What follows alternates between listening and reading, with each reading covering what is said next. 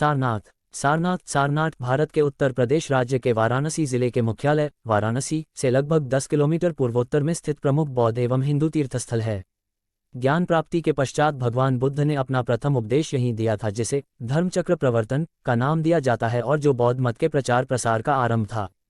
ये स्थान बौद्ध धर्म के 4 प्रमुख तीर्थों में से एक है, अन्य 3 हैं, लुम्बिनी, बोधगया और कुशीनगर। इसके साथ ही सारनाथ को जैन धर्म एवं हिंदू धर्म में भी महत्व प्राप्त है। जैन ग्रंथों में इसे सिंहपुर कहा गया है और माना जाता है कि जैन धर्म के 11वें तीर्थंकर श्रेयांसनाथ का जन्म यहाँ से थोड़ी दूर पर हुआ था। यहाँ पर सारंगनाथ महादेव का मंदिर भी है, जहाँ सावन के महीने में हिंदुओं का मेला लगता है। सारनाथ में अशोक का चतुर्मुख सिंहस्तंभ, भगवान बुद्ध का मंदिर, धार्मिक स्तूप, चौखंडी स्तूप, राजकीय संग्रहालय, जैन मंदिर, चीनी मंदिर, मूलमधकुटी और नवीन विहार इत्यादि दर्शनीय हैं। भारत का राष्ट्रीय चिन्ह यहीं के अशोक स्तंभ के मुकुट की द्विविमीय अनुकृति है। मोहम्मद गोरी ने सारनाथ के पूजा स्थलों को नष्ट कर दिया था। सन 1905 में पुरातत्व विभाग ने यहाँ खुदाई का काम प्रारंभ किया। उसी समय बौद्ध धर्म के अनुयायियों और इतिहास के विद्वानों का ध्यान इधर गया। वर्तमान में सारनाथ एक तीर्थ स्थल और पर्यटन स्थल के रूप में लगातार वृद्धि की ओर अग्रसर है। प्रबुद्ध सोसाइटी नेचुआ जलालपुर गोपालगंज बिहार ने सारनाथ में प्रबुद्ध सम्मान समारोह प्रतिवर्ष करती है। सारनाथ के दर्शनीय स्थल, पहले यहाँ घना वन था और मृग विहार किया करते थे। उस समय इसका नाम ऋषिपतन और मृगदाय था। ज्ञान प्राप्त करने के बाद गौतम बुद्ध ने अपना प्रथम उपदेश यहीं पर दिया था। सम्राट अशोक के समय में यहाँ बहुत से निर्माण कार्य हुए। सिंहों की मूर्ति वाला भारत का राज चिन्ह सारनाथ के अशोक के स्तंभ के शीर्ष से ही लिया गया है। यहाँ का धमेक स्तूप सारनाथ की प्राचीनता का आज भी बोध कराता है। विदेशी आक्रमणों और परस्पर की धार्मिक खींचातानी के कारण आगे चलकर सारनाथ का महत्व कम हो गया था। मृगदाय में सारंगनाथ महादेव की मूर्ति की स्थापना हुई और स्थान का नाम सारनाथ पड़ गया। इसका प्राचीन नाम ऋषिपतन, इसिपतन या मृगदाव, हिरणों का जंगल था। ऋषिपतन से तात्पर्य ऋषि का पतन से है, जिसका आशय है वह स्थान जहाँ किसी एक बुद्ध ने गौतम बुद्ध भावी संबोधि को जानकर निर्वाण प्राप्त किया था। एक मृगों के विचरण करने वाले स्थान के आधार पर इसका नाम मृगदाव पड़ा, जिसका वर्णन निगरोध मृग जातक में भी आया है। 2 आधुनिक नाम सारनाथ की उत्पत्ति सारंगनाथ, मृगों के नाथ अर्थात गौतम बुद्ध से हुई, जिसका संबंध बोधिसत्व की एक कथा से भी जोड़ा जाता है। बोधिसत्व ने अपने किसी पूर्वजन्म में, जब वे मृगदाव में मृगों के राजा थे, अपने प्राणों की बलि देकर एक गर्भवती हरिणी की जान बचाई थी। इसी कारण इस वन को सारंग मृगनाथ या सारनाथ कहने लगे। दयाराम साहनी के अनुसार शिव को भी पौराणिक साहित्य में सारंगनाथ कहा गया है और महादेव शिव की नगरी काशी की समीपता के कारण ये स्थान शिवोपासना की भी स्थली बन गया।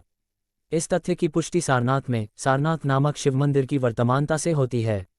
धर्मचक्र के सम्मुख विनयनत महात्मा बुद्ध के प्रथम 5 शिष्य। धम्मिक स्तूप सारनाथ, बुद्ध के प्रथम उपदेश लगभग 533 पू से 300 वर्ष बाद तक का सारनाथ का इतिहास अज्ञात है, क्योंकि उत्खनन से इस काल का कोई भी अवशेष नहीं प्राप्त हुआ है। सारनाथ की समृद्धि और बौद्ध धर्म का विकास सर्वप्रथम अशोक के शासनकाल में दृष्टिगत होता है। उसने सारनाथ में धर्मराज का स्तूप, धमेक स्तूप एवं सिंह स्तंभ का निर्माण करवाया। अशोक के उत्तराधिकारियों के शासनकाल में पुनः सारनाथ अवनति की ओर अग्रसर होने लगा।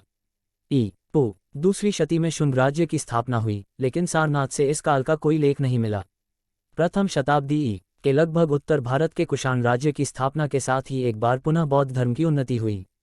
कनिष्क के राज्यकाल के 3रे वर्ष में भिक्षु बल ने यहाँ एक बोधिसत्व प्रतिमा की स्थापना की। कनिष्क ने अपने शासनकाल में न केवल सारनाथ में वरन भारत के विभिन्न भागों में बहुत से विहारों एवं स्तूपों का निर्माण करवाया। एक स्थानीय किंवदंती के अनुसार बौद्ध धर्म के प्रचार के पूर्व सारनाथ शिवोपासना का केंद्र था, किंतु जैसे गया आदि और भी कई स्थानों के इतिहास से प्रमाणित होता है, बात इसकी उल्टी भी हो सकती है, अर्थात बौद्ध धर्म के पतन के पश्चात ही शिव की उपासना यहाँ प्रचलित हुई हो। जान पड़ता है कि जैसे कई प्राचीन विशाल नगरों के उपनगर या नगरोद्यान थे, जैसे प्राचीन विदिशा का सांची, अयोध्या का साकेत आदि, उसी प्रकार सारनाथ में मूलतः ऋषियों या तपस्वियों के आश्रम स्थित थे, जो उन्होंने काशी के कोलाहल से बचने के लिए, किंतु फिर भी महान नगरी के सानिध्य में रहने के लिए बनाए थे। सारनाथ के इतिहास में सबसे गौरवपूर्ण समय गुप्त काल था। उस समय यह मथुरा के अतिरिक्त उत्तर भारत में कला का सबसे बड़ा केंद्र था। हर्ष के शासनकाल में हवेन तसांग भारत आया था। उसने सारनाथ को अत्यंत खुशहाल बताया था। हर्ष के बाद कई 100 वर्ष तक सारनाथ विभिन्न शासकों के अधिकार में था, लेकिन इनके शासनकाल में कोई विशेष उपलब्धि नहीं हो पाए। महमूद गजनवी 1017 के वाराणसी आक्रमण के समय सारनाथ को अत्यधिक क्षति पहुंची। पुनः 1026 में सम्राट महिपाल के शासनकाल में स्थिरपाल और बसंतपाल नामक दो भाइयों ने सम्राट की प्रेरणा से काशी के देवालयों के उद्धार के साथ साथ धर्मराज का स्तूप एवं धर्मचक्र का भी उद्धार किया। गहरवाल वेश के शासनकाल में गोविंद चंद्र की रानी कुमार देवी ने सारनाथ में एक विहार बनवाया था। उत्खनन से प्राप्त एक अभिलेख से भी इसकी पुष्टि होती है। इसके पश्चात सारनाथ की वैभव का अंत हो गया। सारनाथ का उत्खनन। सारनाथ के संदर्भ के ऐतिहासिक जानकारी पुरातत्वविदों को उस समय हुई जब काशी नरेश चेत सिंह के दीवान जगत सिंह ने धर्मराज का स्तूप को अज्ञानवश खुदवा डाला। इस घटना से जनता का आकर्षण सारनाथ की ओर बढ़ा। इस क्षेत्र का सर्वप्रथम सीमित उत्खनन कर्नल कैकेंजी ने 1815 में करवाया, लेकिन उनको कोई महत्वपूर्ण सफलता नहीं मिली। इस उत्खनन से प्राप्त सामग्री अब कलकत्ता के भारतीय संग्रहालय में सुरक्षित है। कैकेंजी के उत्खनन के 20 वर्ष पश्चात 1835-36 में कनिंघम ने सारनाथ का विस्तृत उत्खनन करवाया। उत्खनन में उन्होंने मुख्य रूप से धमेक स्तूप, चौखंडी स्तूप एवं मध्यकालीन विहारों को खोद निकाला। कनिंघम का धमेक स्तूप से 3 फुट नीचे 600 ई का एक अभिलिखित शिलापट 28.75 inch x 13 inch x 43 inch आकार का मिला। इसके अतिरिक्त यहाँ से बड़ी संख्या में भवनों में प्रयुक्त पत्थरों के टुकड़े एवं मूर्तियां भी मिली, जो अब कलकत्ता के भारतीय संग्रहालय में सुरक्षित हैं। 1851-52 में मेजर किटोई ने यहाँ उत्खनन करवाया, जिसमें उन्हें धमेक स्तूप के आसपास अनेक स्तूपों एवं 2 विहारों के अवशेष मिले, परंतु इस उत्खनन की रिपोर्ट प्रकाशित न हो सकी। किटोई के उपरांत एडवर्ड थॉमस तथा प्रोफिट्स एडवर्ड हॉर्न ने खोज कार्य जारी रखा। उनके द्वारा उत्खनित वस्तुएं अब भारतीय संग्रहालय कलकत्ता में हैं। इस क्षेत्र का सर्वप्रथम विस्तृत एवं वैज्ञानिक उत्खनन H.B. ओरटल ने करवाया। उत्खनन 200 वर्ग फुट क्षेत्र में किया गया। यहाँ से मुख्य मंदिर तथा अशोक स्तंभ के अतिरिक्त बड़ी संख्या में मूर्तियां एवं शिलालेख मिले हैं। प्रमुख मूर्तियों में बोधिसत्व की विशाल अभिलिखित मूर्ति, आसनस्थ बुद्ध की मूर्ति, अवलोकितेश्वर, बोधिसत्व, मंजूश्री, नीलकंठ की मूर्तियां तथा तारा, वसुंधरा आदि की प्रतिमाएं भी हैं। पुरातत्व विभाग के डायरेक्टर जनरल जॉन मार्शल ने अपने सहयोगियों स्टेनकोनो और दयाराम साहनी के साथ 1907 में सारनाथ के उत्तर दक्षिण क्षेत्रों में उत्खनन किया। उत्खनन से उत्तर क्षेत्र में 3 कुषाणकालीन मठों का पता चला। दक्षिण क्षेत्र से विशेषकर धर्मराज का स्तूप के आसपास तथा धमेक स्तूप के उत्तर से उन्हें अनेक छोटे छोटे स्तूपों एवं मंदिरों के अवशेष मिले। इनमें से कुमारदेवी के अभिलेखों से युक्त कुछ मूर्तियां विशेष महत्व की हैं। उत्खनन का ये कार्य बाद के वर्षों में भी जारी रहा। 1914 से 1915 में H. हारग्रीव्स ने मुख्य मंदिर के पूर्व और पश्चिम में खुदाई करवाए। उत्खनन में मौर्यकाल से लेकर मध्यकाल तक की अनेक वस्तुएं मिली। इस क्षेत्र का अंतिम उत्खनन दयाराम साहनी के निर्देशन में 5 सत्रों तक चलता रहा। धमेक स्तूप से मुख्य मंदिर तक के संपूर्ण क्षेत्र का उत्खनन किया गया। इस उत्खनन से दयाराम साहनी को 1 फुट 9 1/2 इंच लंबी, 2 फुट 7 इंच चौड़ी तथा 3 फुट गहरी एक नाली के अवशेष मिले। उपर्युक्त उत्खननों से निम्नलिखित स्मारक प्रकाश में आए हैं। चौखंडी स्तूप। धमेक स्तूप से आधा मील दक्षिण ये स्तूप स्थित है, जो सारनाथ के अवशिष्ट स्मारकों से अलग हैं। इस स्थान पर गौतम बुद्ध ने अपने 5 शिष्यों को सबसे प्रथम उपदेश सुनाया था, जिसके स्मारक स्वरूप इस स्तूप का निर्माण हुआ। हवेनसांग ने इस स्तूप की स्थिति सारनाथ से 0.8 किमी दक्षिण पश्चिम में बताई है, जो 91.44 मीटर ऊंचा था। इसकी पहचान चौखंडी स्तूप से ठीक प्रतीत होती है। इस स्तूप के ऊपर एक अष्टपार्श्वीय बुर्जी बनी हुई है। इसके उत्तरी दरवाजे पर पड़े हुए पत्थर पर फारसी में एक लेख उल्लिखित है, जिससे ज्ञात होता है कि टोडरमल के पुत्र गोवर्धन सन 1589 हिजरी में इसे बनवाया था। लेख में वर्णित है कि हुमायूं ने इस स्थान पर एक रात व्यतीत की थी, जिसकी यादगार में इस बुर्ज का निर्माण संभव हुआ। एलेक्जेंडर कनिंघम ने 1836 में इस स्तूप में रखे समाधि चिन्हों की खोज में इसके केंद्रीय भाग में खुदाई की। इस खुदाई से उन्हें कोई महत्वपूर्ण वस्तु नहीं मिली। सन 1905 में श्री ओरटेल ने इसकी फिर से खुदाई की। उत्खनन में इन्हें कुछ मूर्तियां, स्तूप की अठकोनी चौकी और 4 गज ऊंचे चबूतरे मिले। चबूतरे में प्रयुक्त ऊपर की ईंटें 12 inch x 10 inch by 2 3/4 inch और 14¾ x 10 इंच बाई 2 3/4 इंच आकार की थीं, जबकि नीचे प्रयुक्त ईंटें 14 inch x 9 inch by 2 1/2 inch आकार की थीं। 18 इस स्तूप का चौखंडी नाम पुराना जान पड़ता है। इसके आकार प्रकार से ज्ञात होता है कि एक चौकोर कुर्सी पर ठोस ईंटों की क्रमशः घटती हुई 3 मंजिलें बनाई गई थीं। सबसे ऊपर मंजिल की खुली छत पर संभवतः कोई प्रतिमा स्थापित थी। गुप्त काल में इस प्रकार के स्तूपों को त्रिमेधी स्तूप कहते थे। उत्खनन से प्राप्त सामग्रियों के आधार पर यह निश्चित हो जाता है कि गुप्त काल में इस स्तूप का निर्माण हो चुका था। धर्मराज का स्तूप। इस स्तूप का निर्माण अशोक ने करवाया था। दुर्भाग्यवश 1794 में जगत सिंह के आदमियों ने काशी का प्रसिद्ध मोहल्ला जगतगंज बनाने के लिए इसकी ईंटों को खोद डाला था। खुदाई के समय 8.23 मीटर की गहराई पर एक प्रस्तर पात्र के भीतर संगमरमर की मंजूषा में कुछ हड्डियां एवं सुवर्णपात्र, मोती के दाने एवं रत्न मिले थे, जिसे उन्होंने विशेष महत्व का न मानकर गंगा में प्रवाहित कर दिया। यहाँ से प्राप्त महिपाल के समय के 1026 के एक लेख में यह उल्लेख है कि स्थिरपाल और बसंतपाल नामक दो बंधुओं ने धर्मराजिका और धर्मचक्र का जीर्णोद्धार किया। 1907-08 में मार्शल के निर्देशन में खुदाई से इस स्तूप के क्रमिक परिनिर्माणों के इतिहास का पता चला। इस स्तूप का कई बार परिवर्धन एवं संस्कार हुआ। इस स्तूप के मूल भाग का निर्माण अशोक ने करवाया था। उस समय इसका व्यास 13.48 मीटर 44 फुट 3 इंच था। इसमें प्रयुक्त कीलाकार ईंटों की माप 19 1/2 इंच बाई 14 1/2 इंच x2 आधा इंच और 16 1/2 इंच बाई 12 1/2 इंच x3 आधा इंच थी। सर्वप्रथम परिवर्धन कुषाण काल या आरंभिक गुप्त काल में हुआ। इस समय स्तूप में प्रयुक्त ईंटों की माप 17 inch x10 1/2 inch x2 3/4 inch थी। दूसरा परिवर्धन हुनों के आक्रमण के पश्चात 5वीं या 6वीं शताब्दी में हुआ। इस समय इसके चारों ओर 16 फुट 4.6 मीटर चौड़ा एक प्रदक्षिणा पथ जोड़ा गया। तीसरी बार स्तूप का परिवर्धन हर्ष के शासनकाल 7वीं सदी में हुआ।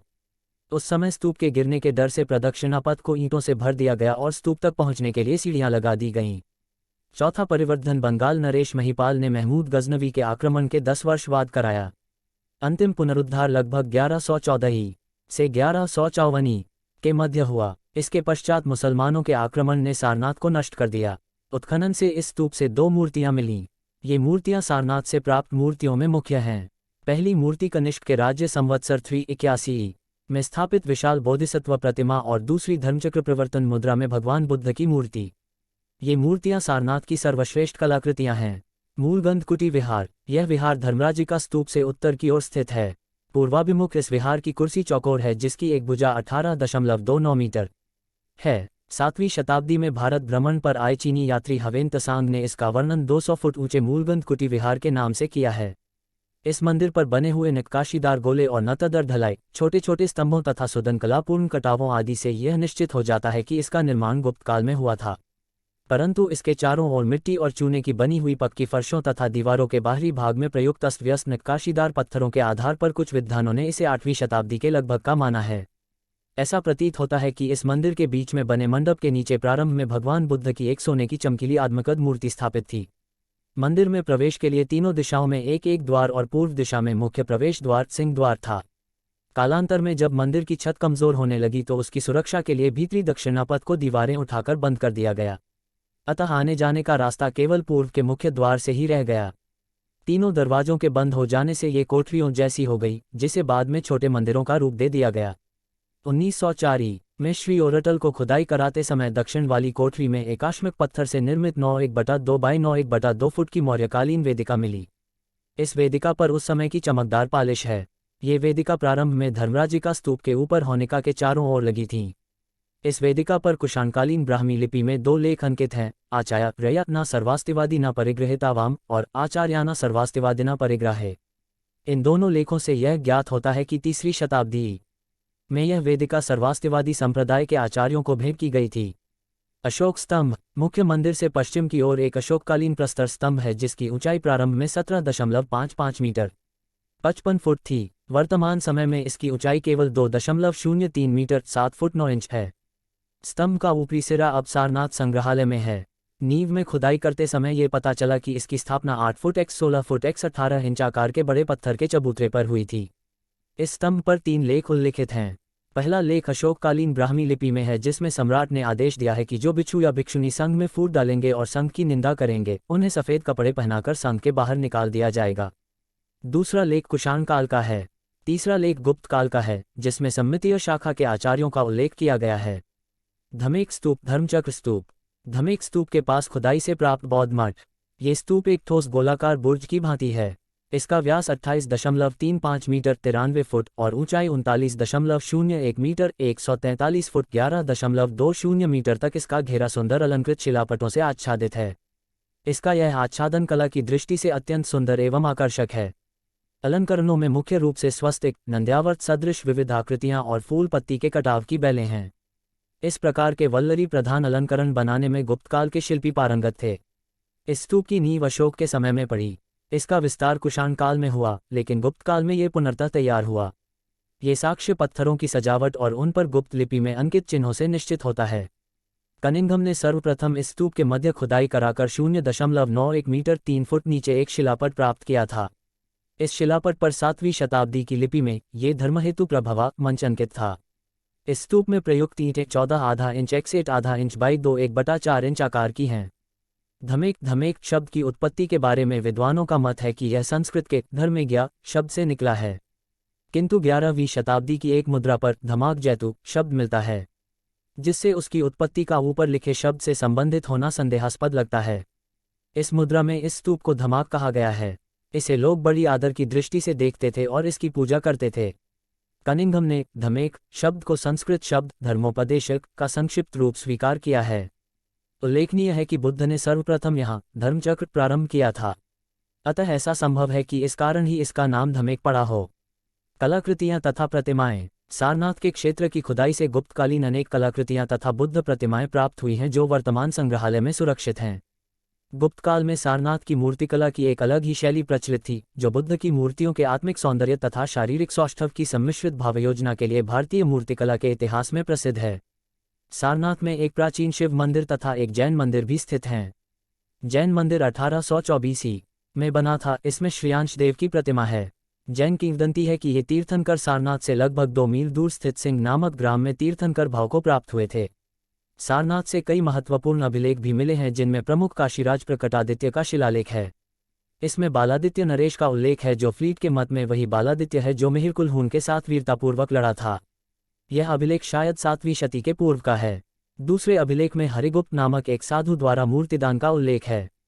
यह अभिलेख 8वीं शती का जान पड़ता है। बीच में लोग इसे भूल गए थे। यहाँ के ईंट पत्थरों को निकालकर वाराणसी का एक मोहल्ला ही बस गया। 1905 में जब पुरातत्व विभाग ने खुदाई आरंभ की, तब सारनाथ का जीर्णोद्धार हुआ। अब यहाँ संग्रहालय है। मूलगंध कुटी विहार नामक नया मंदिर बन चुका है। बोधिवृक्ष की शाखा लगाई गई है और प्राचीन काल के मृगदाय का स्मरण दिलाने के लिए हरे भरे उद्यानों में कुछ हिरन भी छोड़ दिए गए हैं। संसार भर के बौद्ध तथा अन्य पर्यटक यहाँ आते रहते हैं। प्रवेश द्वार से सारनाथ में पुरातात्विक खुदाई के दृश्य। धर्मराज का स्तूप। अशोक स्तंभ के मूल भाग निचला हिस्सा, जिसके ऊपर सिंह शीर्ष स्थापित था। अशोक स्तंभ पर ब्राह्मी लिपि में लेख। मूलगंध कुटी में भगवान बुद्ध की मूर्ति।